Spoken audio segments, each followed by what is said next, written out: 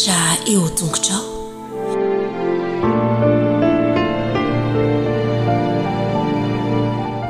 Faly miarabantsika tsirairavindray tonga eto amin'ny fandraisana ny lesona ho an'ny lehibe sika amin'ity anio ity sotran'Andriamanitra isika fa mbola nomena an'izao fotoana manokana izao.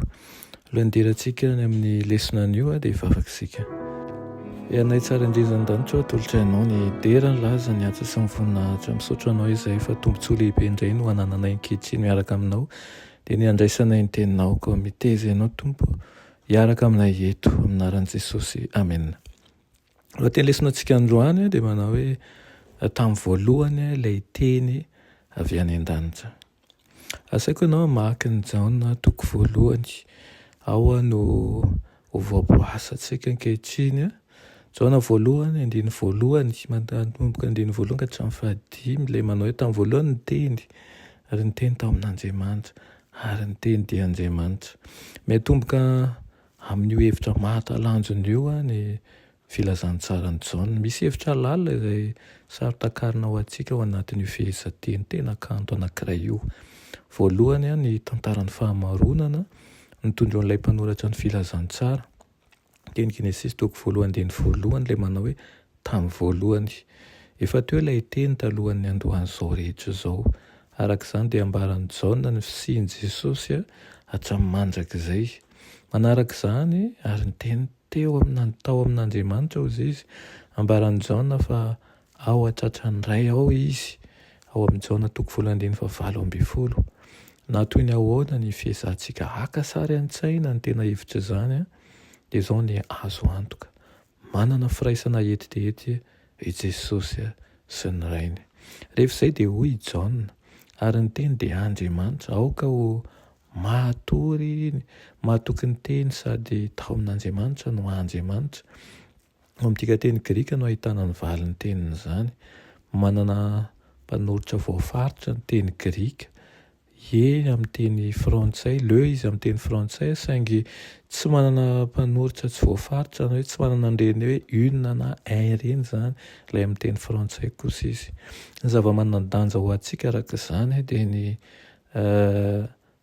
fanondroan'ny mpanoratra voafaritra Grika ny zavatra na olona iray manokana. Misy mpanoritra voafaritra ao amin'ny teny hoe ny teny tao amin'Andriamanitra, ny teny hoe Andriamanitra no soritany, izay manondro persona ray manokana ny ray ary ny teny tao amin'ny ray. Ao amin'ny fehezanteny hoe ary ny teny dia Andriamanitra kosa, ny teny hoe Andriamanitra dia tsy manana mpanoritra manondro ny toetran'Andriamanitra, izany Andriamanitra Jesosy. Saingy tsy ray izy na izany aza dia zanak'Andriamanitra izy, ilay persona faharoa ao amin'Andriamanitra telo izay iray. Manamarina an'izany fatakaran'izany ilay apôstôly satria ambaran'i Jaona toko voalohany io fa i Jesosy no mpamorona ny zavatra rehetra. Ny zavatra rehetra izay tsy nisy teo aloha dia manjary nisy tamin'ny alalan'i Jesosy ilay Andriamanitra mpamorona. Hatramin'ny andro fahagola dia efa anankiray tamin'ny ray Jesosy Kristy Tompo. Endriky Andriamanitra izy tamin'izany, endriky ny fahalehibiazany, endriky ny fiandrianany, fa miraparatany voninahiny. Nahoana ny maha-Andriamanitra feno an'i Kristy no anisan'ny teolôjitsika izay manan-danja tokoa ary inona no hevitsika raha toa Jesosy ka voary fotsiny ihany.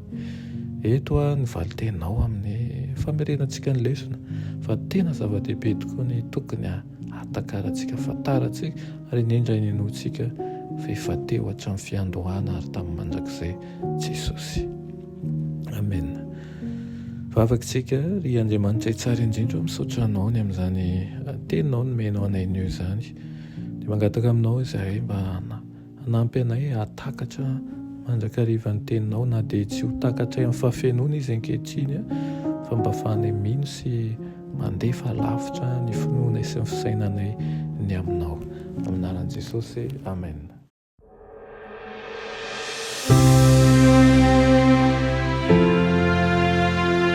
Mianatra eo an-tongotry Jesosy isan'andro.